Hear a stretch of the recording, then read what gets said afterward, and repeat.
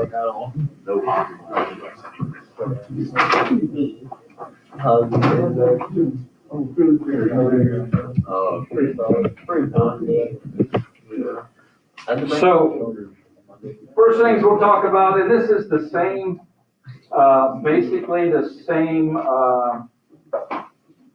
lesson you had, first lesson you had last year for Algebra 2. legendary. Okay? So we're going to talk about number sets to start. And the first or most basic type of numbers are called the natural numbers. I like to call them counting numbers, because where do you start when you count? What number do you start with when you count? 1, right? So the natural numbers are the numbers 1 and up to infinity.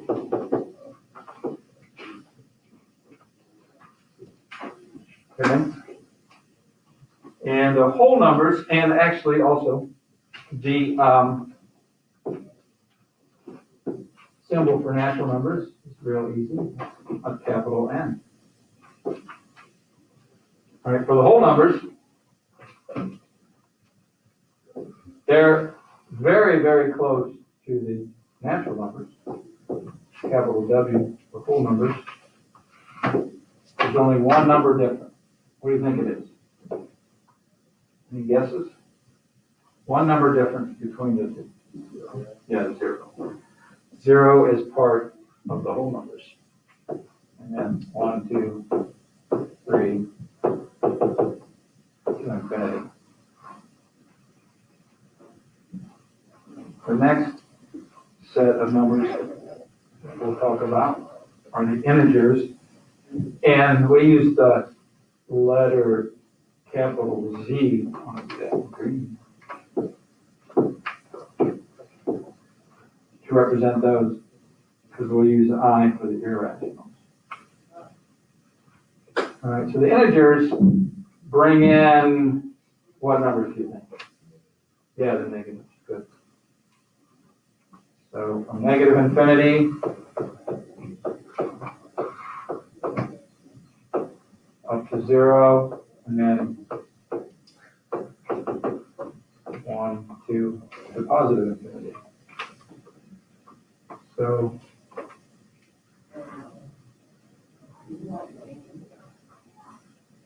all of those are what we call infinite sets, because there's an infinite number of elements in the set. The rational numbers will use the capital letter Q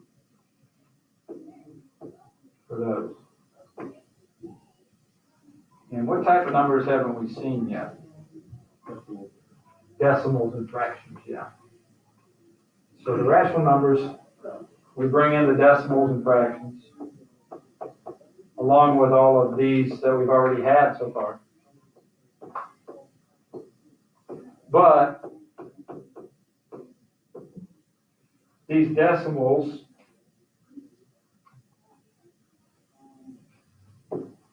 repeat or terminate, meaning they stop. You know, 1/3 as a decimal is 0.3 repeating, right? So it's a rational number.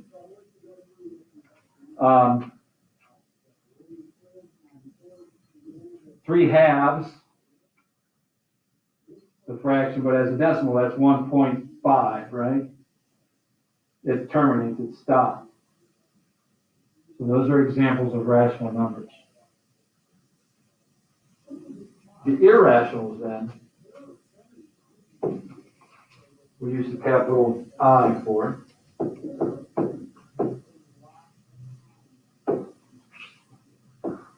Are non-repeating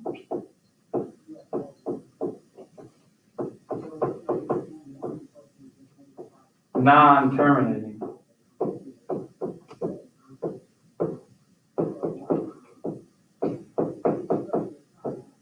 decimals. It's hard to write an irrational one as a fraction. But it can be done, but most of the time you'll see them as decimals. Or you'll see them as square roots. The most famous irrational number is this, which is what? Pi. You know, we say it's 3.14, but that's just an approximation, right? Like 3.1459, and goes on and on and on. Also, square roots that are not perfect squares, like the square root of 2 is the one they use a lot as an example of an irrational number.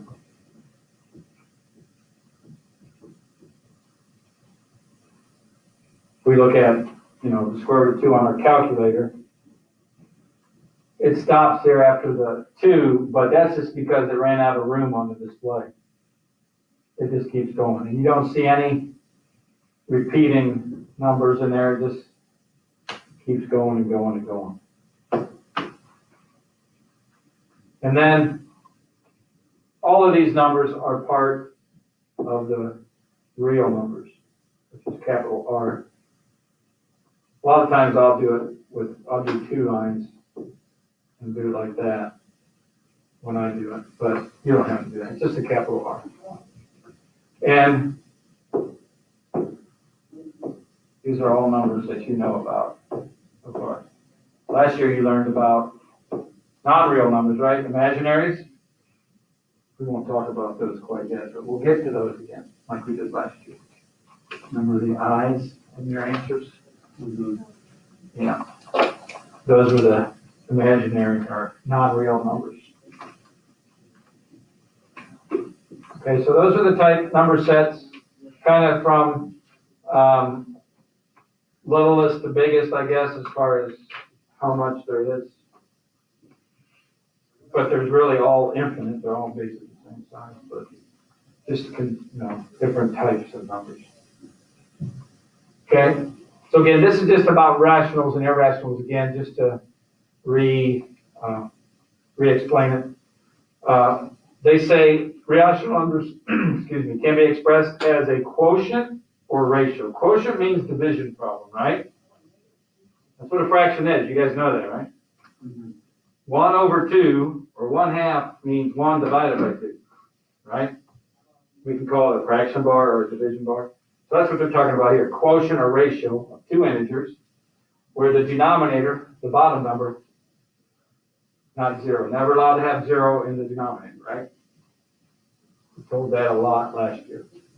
The decimal form of a rational number either terminates or repeats. Irrational numbers such as square root of 2 and pi cannot be expressed as a quotient of 2 integers, and their decimal forms do not terminate or repeat. But you can approximate these. Okay?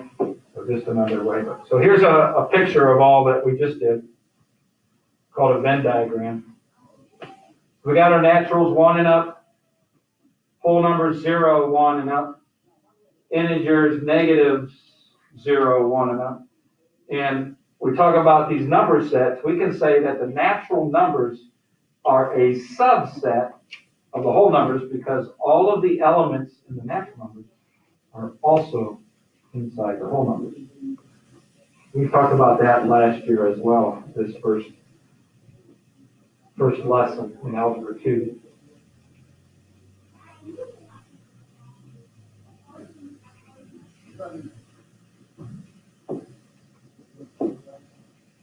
That's not what I want. That's not what I want. That's not what I want either. The screen capsify thing's in my way. I wanted my eraser. Down here, again, maybe it's here. Right? Oh well, never mind. There is a height, isn't there? Thanks, John. There it is, right there. All right. So again, here's where we were here, but again, you can see that all these types of numbers are inside this big rectangle, which is the real numbers. So all of those types of numbers are subsets of the real numbers. Okay, again, there's just symbols again. We already put that on the other one. All right, prime number. We talk about prime and composite numbers by their factors. Factors are numbers that I multiply together to get another number. Okay? So thinking about factors of numbers, what's the difference between prime and composite numbers? Does you remember what a prime number is?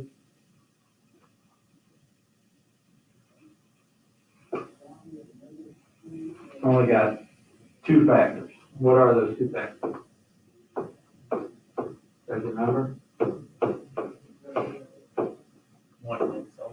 Yeah, one in itself.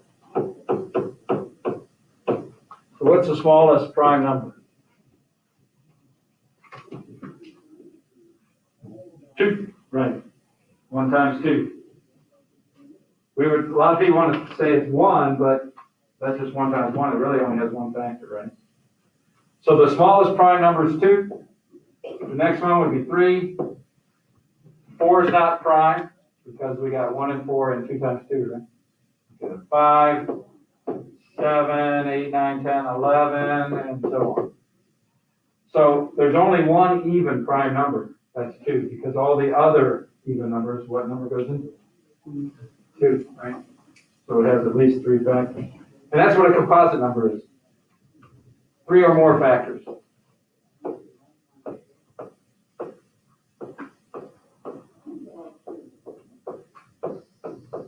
So the smallest composite number would be 4. It's got 3 factors, 1, 2, and 4.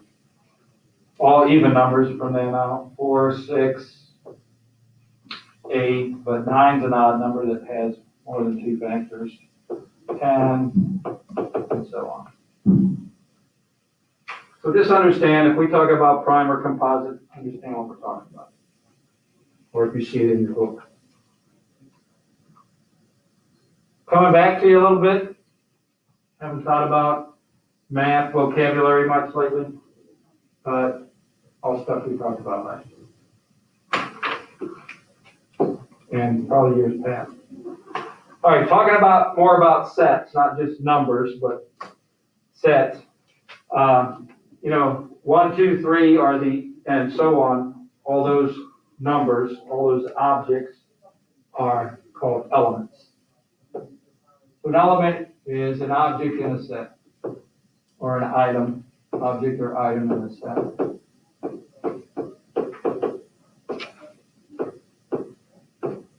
And if you see this symbol in your book for some reason, that's telling you that that number or that object is an element of a certain set. So like if I said set A was 1, 2, 3, that has 3 elements.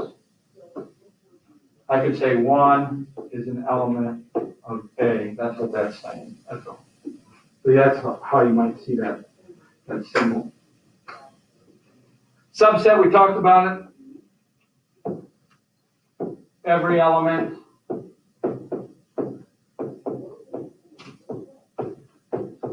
of one set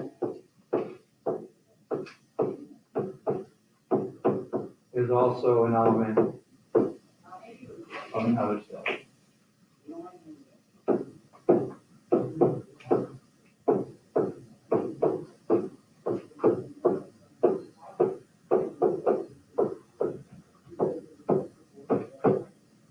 Okay, so if I had set A again was 1, 2, 3, and set B was 2, let's say, I could say B is a subset of A. That's the symbol, because all the elements in B are also in A. Could I do it the other way? Could I say A is a subset of B? Are all the elements of A also in B? Or not, are they? So I could go the other way with those two sets. Sometimes you can do that. But this one we can always say Set B is a subset of A. Also, the empty set, the next thing, a set with no elements.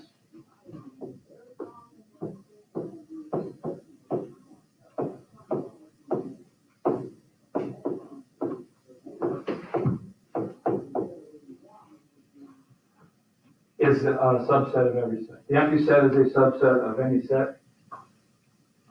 And every set is a subset of itself also.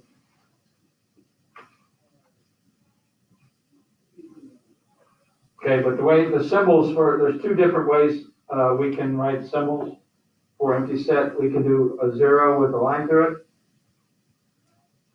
or we can use just two set braces with nothing in them.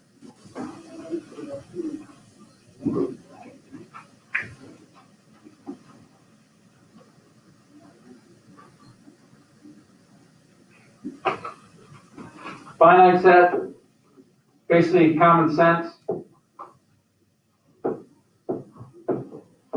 Has a finite number of elements. You can count how many it has.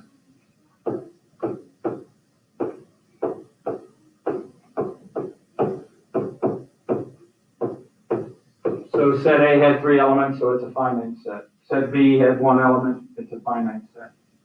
The set of natural numbers had an infinite number of elements, right? So that would be an infinite set.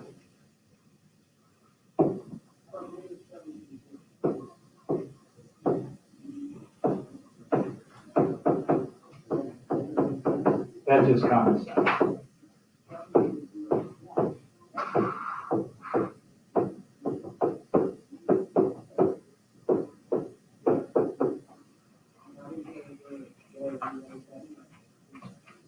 And then set builder notation is a way to represent a set, and interval notation is another way to represent a set that we did last year. When you do set builder, you always start out with a set brace, the letter X, and this line, straight line. That means the set of all numbers X such that, and then you write some inequality in here, usually is how we finish it up.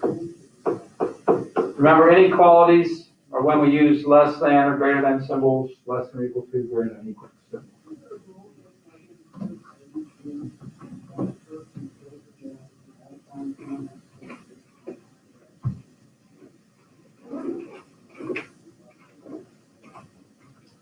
Then interval notation is another way that we represent a set. And we'll use brackets. When we use the bracket, we're including the number that's next to it.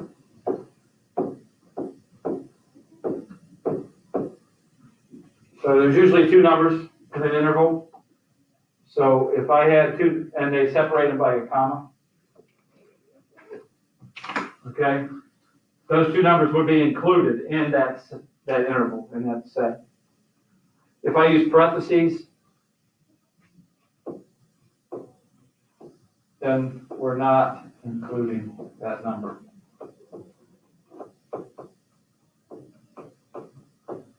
You guys remember that from last year?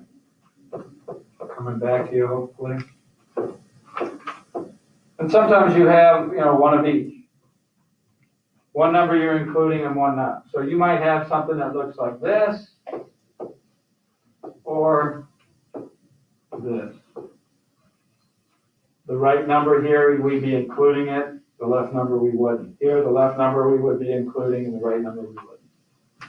Anytime you use infinities, positive or negative, you're using the parentheses. You can't really find that spot, like if we were to draw a graph of it on the number line. You can't pinpoint it. So we can't really include it. So infinities always have parentheses. Negative infinity on the left or positive infinity on the right. Okay? Some of these symbols and vocabulary coming back to you, hopefully. Any questions? Am I going too fast? Too slow? I can speed it up too. All All right, couple things about sets, couple more things. Union, we have a big U, means put sets together. So if we think back at set A and B that I wrote on a couple the other slides, if I put the union of set A and B, it would just be 1, 2, and 3. I put those two together. 2 showed up twice, I don't have to write it twice. Okay? Intersection, you just flip that U, make it upside down. That's that symbol. And that's what's common for two sets. What's in both.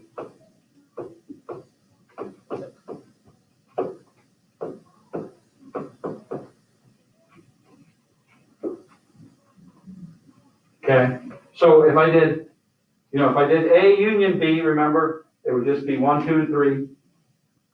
If I did A intersect with B, it'd just be 2, the number 2, because that's the only thing they have in common. That make sense? And then disjoint sets have no common elements.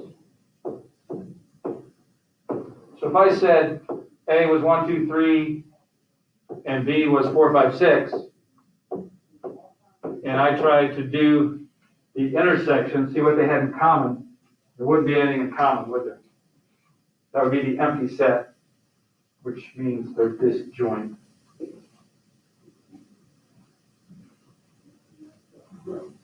That's all that means. So if you see that word while you're reading something, or they have a problem with that word in it, you know what it means.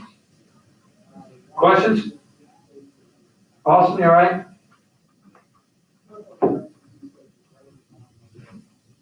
All right, an interval is a set of all numbers between, so I talked about that. So here's interval notation. Here's some pictures of what it looks like. All right. So we've got interval notation. We got graphing. Graph on a number line.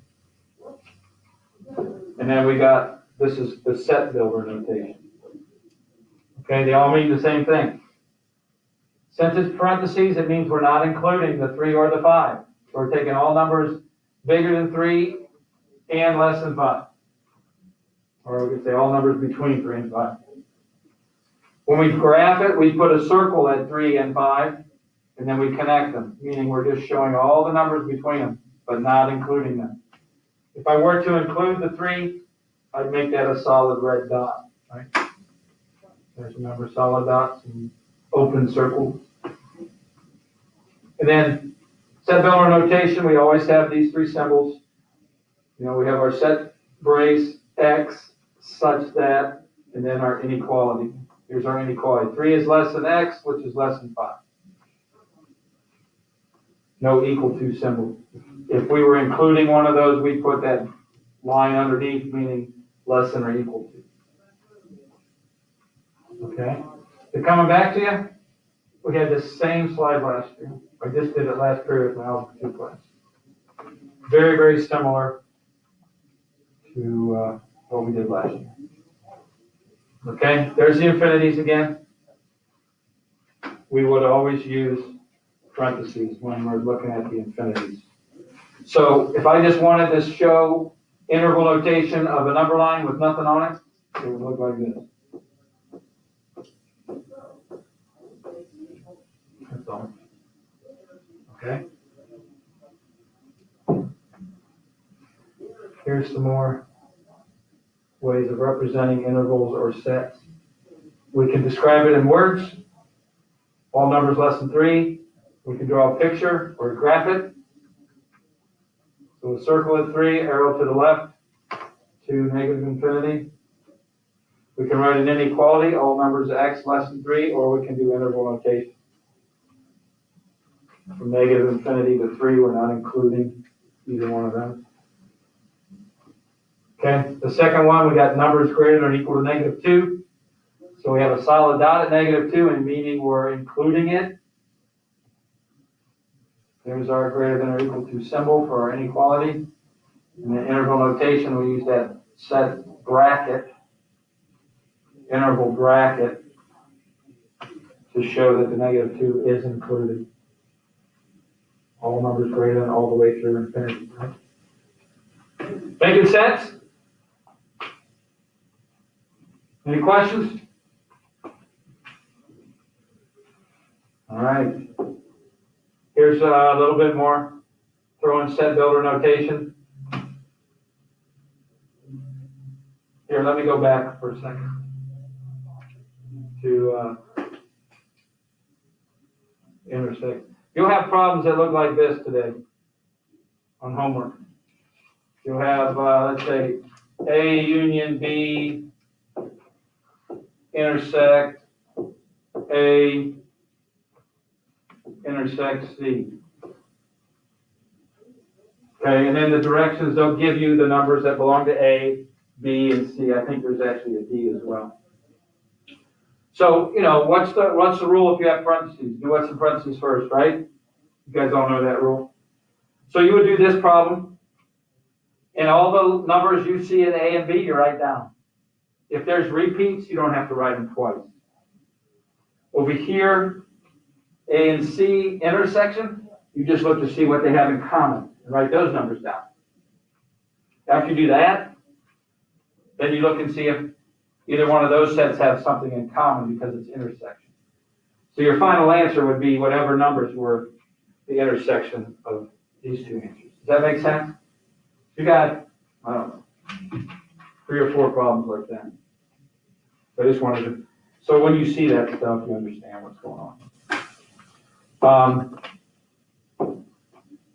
You're going to see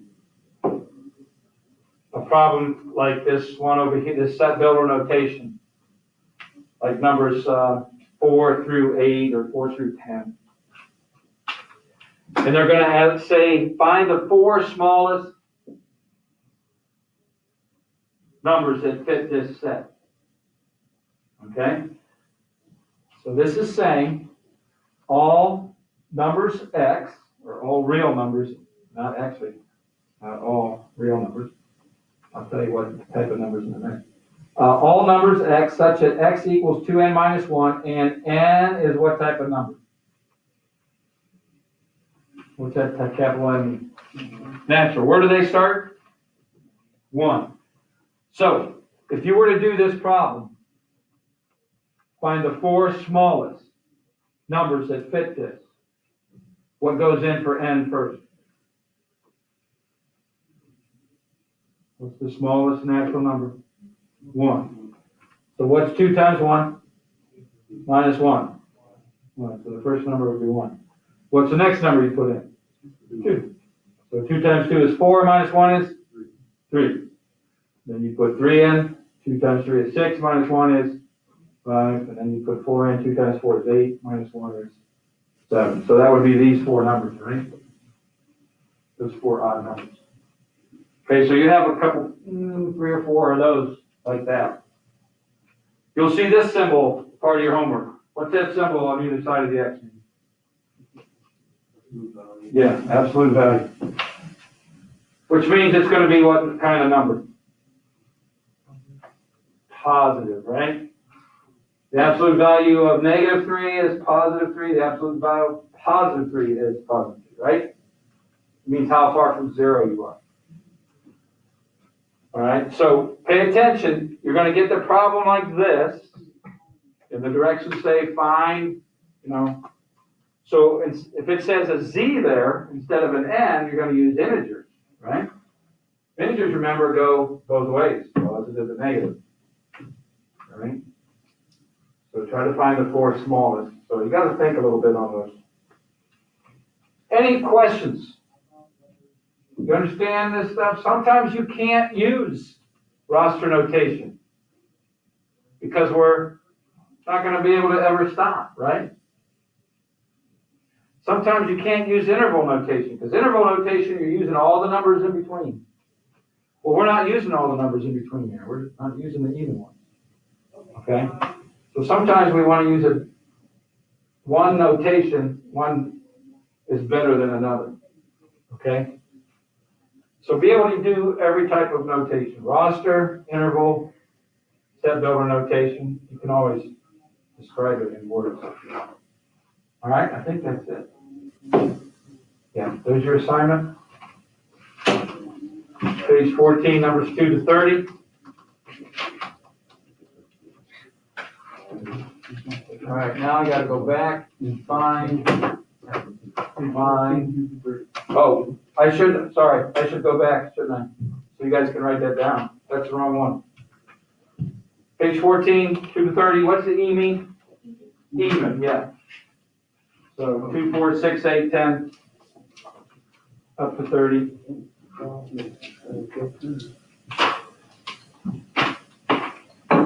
But I know what I wanted to do. I have to stop this Screencastify. So this will be this little video I'll post there. So it's probably this one, right?